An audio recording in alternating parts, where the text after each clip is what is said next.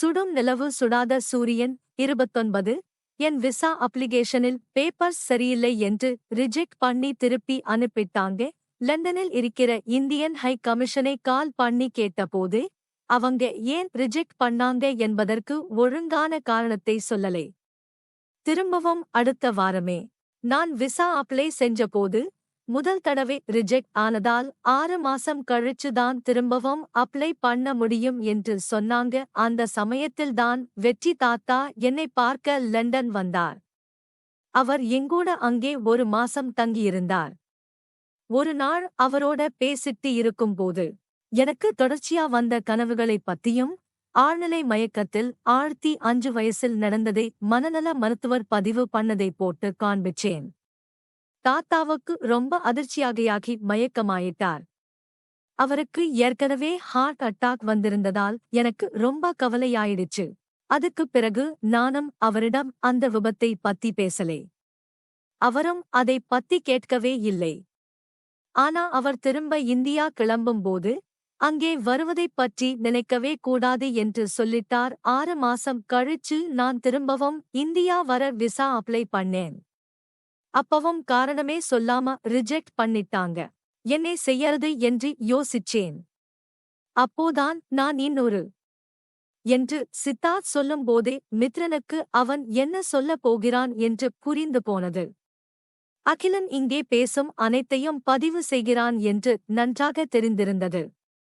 இதனால் சித்தார்த்துக்கு பின்னாளில் நிறைய பிரச்சனைகள் வருமே என்று யோசித்தபடி அகிலனை பார்த்தான்.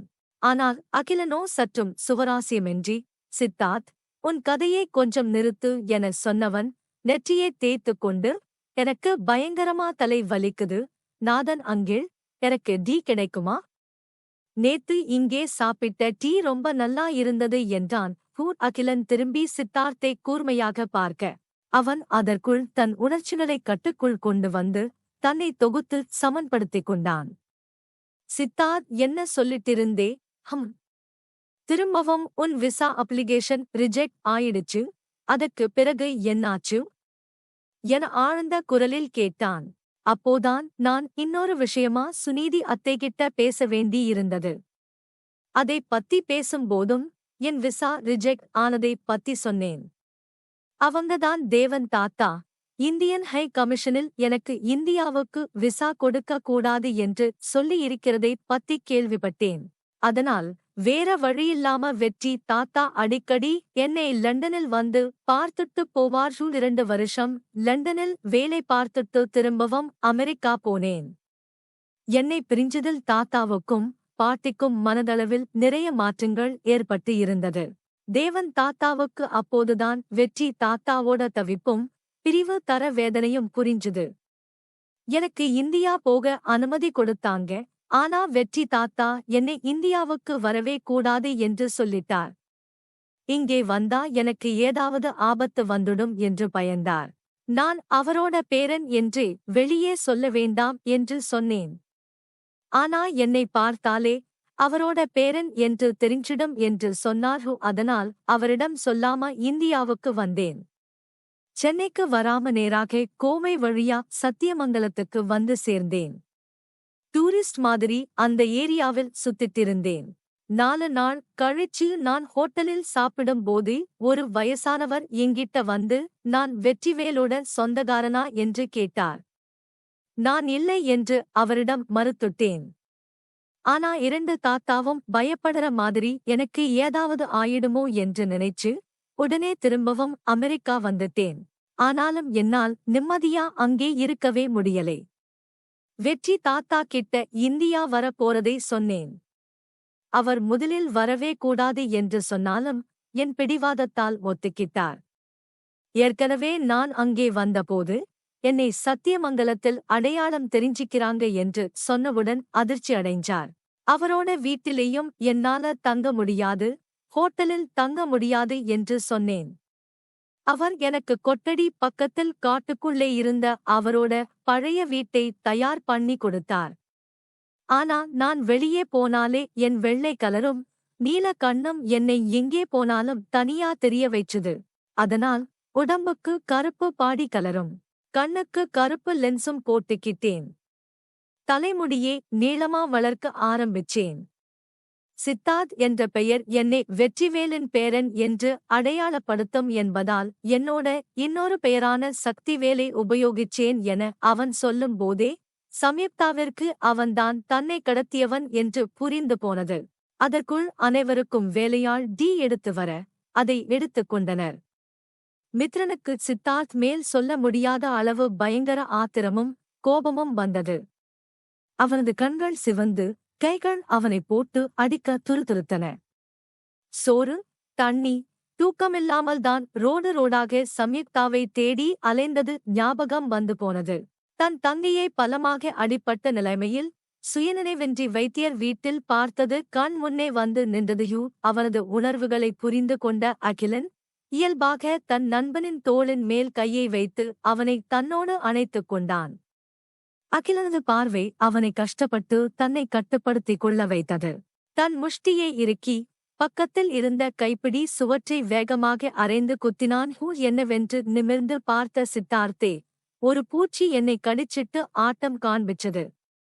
கையில் இப்போதான் சிக்கிச்சு, நசுக்கிக் கொன்னுட்டேன் என கண்களில் அனல் தெறிக்க சொன்னான் மித்ரன். அந்த பூச்சி உன்னை கடிச்சதுக்கு ஏதோ காரணம் இருக்கும் மித்ரன். நீயோ இல்லை வேற யாரோ அதை ஏதாவது செஞ்சிருப்பாங்க. அதுக்கு நேரம் கிடைச்ச போதே உன்னை கடிச்சிடுச்சு என அவனது கண்களை நேருக்கு நேர் பார்த்துச் சொன்னான் சித்தார்த். சம்யுக்தா தலையே குனிந்து தன் முகத்தை மறைத்திருந்தாள். சித்தார்த் தான் தன்னை கடத்தினான் என்று அவளுக்கு சந்தேகம் இருந்தாலும் ஏனோ அது உண்மையாக இருக்கக்கூடாது என்று மனதில் நினைத்தாள். அவரது பெற்றோர்கள் ஒன்றாக இறந்ததையும் அவரது சிறுவயது கஷ்டங்களைக் கேட்டு அவளது மனம் உருகியிருந்தாலும் அவன்தான் தன்னை கடத்தியவன் என்று தெரிந்ததும் வெறுப்பாக மாறியது. கடத்திய போதுதான் பட்ட கஷ்டங்கள் அவள் கண்களின் முன்னால் படமாக விரிந்தது. பலவித கனவுகளுடன் மனம் நிறைந்த சந்தோஷங்களுடன் தன் கல்யாணத்தை எதிர்நோக்கியிருந்தாள். வசந்தன் எத்தனை பணத்தை செலவு செய்திருந்தார். வினோதினி ஒவ்வொன்றையும் பார்த்து பார்த்து தவறு நேர்ந்துவிடக் கூடாது என்று எத்தனை கவனமாக ஆசையுடன் செய்தார். சசிதரன் கடைசியாக தன்னை காதலுடன் லெஹங்காவில் பார்த்தது மனதில் வந்து போனது. ஒரு அழகிய கனவு போல நடந்திருக்க வேண்டிய தன் திருமணத்தை இவன் தானே நிறுத்த வைத்தான் என்று நினைக்கும் போதே கண்மண் தெரியாமல் கோபம் வந்தது. தன் முகத்தின் உணர்வுகளை கஷ்டப்பட்டு சமன்படுத்தி நிமிர்ந்து மித்ரனை பார்த்தாள். அவரது கண்களிலும் அவரது உணர்வுகளை பிரதிபலித்தன. அவனை இனி மித்ரன் தப்பவிட மாட்டான் என்று அவளுக்கு நம்பிக்கை பிறந்தது. அகிலன் சுற்றி பார்த்தபோது முரளிதரனையும் வசந்தனையும் தவிர அனைவரும் டீ குடித்து முடித்திருந்தனர். அவர்கள் இருவரும் டீ கப்பை கையில் பிடித்தபடி இலக்கில்லாமல் வெறித்து பார்த்து அமர்ந்திருந்தனர். சொல்லு சித்தார்த், நீ எப்படி வைத்தியரை கண்டுபிடிச்சே எனக் கேட்டான் அகிலன். தாத்தா அப்போதான் ரவிகுமாரை எனக்கு அறிமுகப்படுத்தினார். நான் எங்கேயும் போகாமா அவனைதான் விவரங்களை சேகரிக்க வெளியே அனுப்பினேன். விபத்து நடந்த இடத்திற்கு பக்கத்தில்தான் அந்த வீடு இருந்தது என்று தெரியும். அப்பவே அவருக்கு வயசு அதிகம் இருந்ததால் அவர் உயிரோடு இருக்கிறாரா என்றும் எனக்குத் தெரியலே. அவருக்கு கண்டிப்பா இப்போ 80 வயசிருக்கும் என்று நினைச்சேன். ரவியிடம் இதை சொல்லும் போதுதான் ஹாசனூரில் 80 வயதில் ஒரு வைத்தியர் இருக்கார் என்று சொன்னான்.